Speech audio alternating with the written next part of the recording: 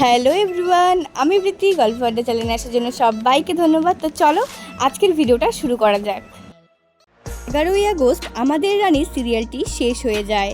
রানীর আসল নাম এবং পরিচয়ই তোমরা এই ভিডিও থেকে জানতে পারবে। অনেকে বলে অভিকা ক্লাস 8-এর ছাত্রী, কিন্তু অভিকা জানিয়েছে এই ব্যাপারটা না হয় গোপনই থাক।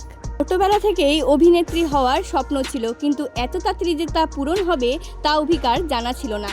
অভিকার দিদি ইঞ্জিনিয়ারিং নিয়ে কলকাতায় পড়াশোনার জন্য আসে। সেখান থেকেই অভিকার মা কলকাতায় চলে আসে। অভিকা জানিয়েছে যে তার পরিবারে কেউই অভিনয়ের সাথে জড়িত নয়, কিন্তু তাও সে অভিনয়কে অনেক পছন্দ করে। অভিকা এখন স্কুলে পড়ে।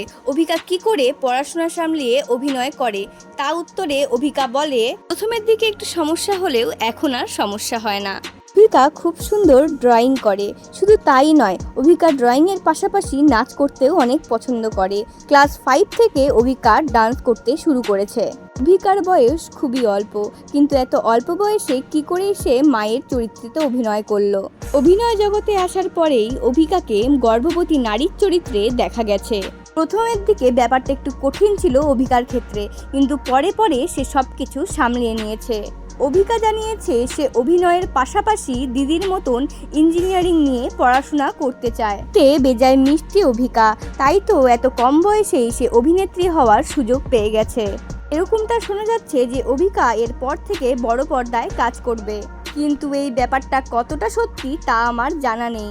অভিকা একটা ভিডিওতে জানিয়েছে যে সে এখনো পর্যন্ত একটাও রিলেশনশিপে যায়নি। সে এখন তার কাজকর্ম এবং পড়াশোনাতেই ফোকাস দিতে চায়। তোমাদের রানীকে কেমন লাগে অবশ্যই কমেন্টে জানিও, কিন্তু আমার তো বেশ ভালোই লাগে। আর তোমাদের কোন সিরিয়ালটা সবচেয়ে ফেভারিট সেটাও কমেন্টে জানিও। আর ভিডিওটা ভালো লাগলে সাবস্ক্রাইব করে দিও, কারণ তোমাদের রেসপন্সেই আমার নেক্সট ভিডিও বানাতে সাহায্য করবে। ভালো থাকো, সুস্থ থাকো এবং সবাইকে ভালো রাখো।